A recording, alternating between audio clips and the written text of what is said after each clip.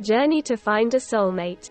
Soulmates. Instead of growing up with prissy pink princess dreams, I grew up with soulmates. Everyone has a soulmate. No matter who you are, or what you've done. There are many ways you can meet them. Some have a birthmark with the first word their soulmate will say to them. Some have a timer counting down every day, every hour, every second until they can meet them. Some have a silky red string that only they can see. There are so many kinds of ways you can meet your soulmate, all wonderful and dramatic, dreamy and romantic. And then there's me, the one girl stuck with the worst kind of soulmate meeting ever. Hi, my name's Ebony, and my whole life is kinda crazy. In my world, there are scientists specifically for the study of soulmates. They can tell what way you're going to meet your soulmate, and boy were my parents in for a surprise. As soon as I was scanned, all the scientists rushed out the room, eyes wide in shock. My parents ran after them worriedly, but the doctor told them to sit down. After 3 long hours of waiting, I was told that I had made a new way to meet your soulmate. Apparently, the year after meeting them, or at least being close to them for even the slightest second, I would have to go through each and every day and formally meet my soulmate.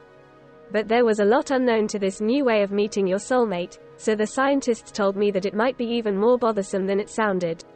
I remember I threw a tantrum after that, screaming and kicking and swinging my little chubby hands everywhere. It's been years since that incident, and I've slowly come to accept the way I'd meet my soulmate, if I ever do. So here I am, sitting in a hammock in autumn with just a good book and a warm cup of apple cider for company. It's nice to have a break from reality every once in a while. Well, another day, another chance. Good night. Alright, so, after the embarrassingly long time it took me to process my situation, I realized I had ended up in a void, full of hundreds of computer screens flashing each and every memory of every day of the last year. Yeah, I know, I'm not surprised. I'm weird like that. Well, let's get started. You know, the thought just occurred to me after visiting several days. Why not sit back and enjoy this?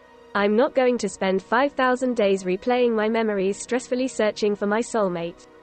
I'm going to live my life. Sure, I'll never get anywhere, but I want to enjoy this. If I find my soulmate, I find them. Think of this as a really long vacation. It's been a couple years, and I've never been more happy. Every waking second I spend in this place is amazing. I get to meet old friends, do the things I always wanted to do and relive my best memories. I've also found out that here, I do not age. I know that soon I will get tired of this, but with hundreds of days to explore, I couldn't care less if I find my soulmate or not. But it's not as if I'm not searching. Another year later, I do admit, I am getting desperate to find my soulmate. Well, another day, another chance. I'm in winter right now, specifically in January on the 28th. It's the day of the biggest snowstorm on record in our town. A day full of hot chocolate, sledding, using the snow as a freezer, toasted marshmallows and more hot chocolate. Right now, I'm watching marshmallows turn charcoal and caramel over the oven while chugging a vanilla hot chocolate. Yes, over the oven. I'm not using the fireplace, it'll murder our air. And yes, chugging. Don't look at me like that. I was thirsty, alright? Oh well, I guess I'll go shovel the sidewalk now if I can get there. I can't. I forgot exactly how much snow there was. Jesus, there must be at least 5 feet. I mean, come on, I can't even get out the door. Screw it, we're using the leaf blower. Not my brightest idea, but it worked. I have currently at least shoveled my door and the path to the sidewalk and onto the road. I guess I also forgot that my town's roads didn't get salted for 5 days, but they did clear the snow. So now it's just a really big sheet of ice. Me being me, I'd probably crash the second I started the car. So I decided to go and slide on the ice with my sled if I couldn't get to the hill. I mean, the roads were empty. So, I was sliding down the hill, having a great time, when suddenly I see a person walk into the road.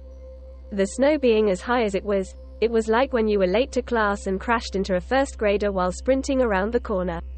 In other words, he straight up died. What made it even worse was that I looked down, right?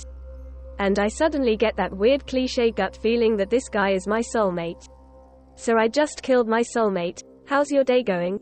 After 5 minutes of intense panicking, there's suddenly a bright white flash you see in movies that you're always surprised you don't get blind from, and I'm back to my hammock and the guy is still unconscious, on top of me, making me into a pancake. Hopefully a chocolate chip pancake and not a blueberry. After another 5 minutes of intense panicking, this boy finally wakes up, realizes where he is, starts remembering what happened, tumbles off me and was suddenly caught in an awkward staring contest. Then he faints again. I just laugh from the absurdity of it all, and drag him into my house with a smile on my face.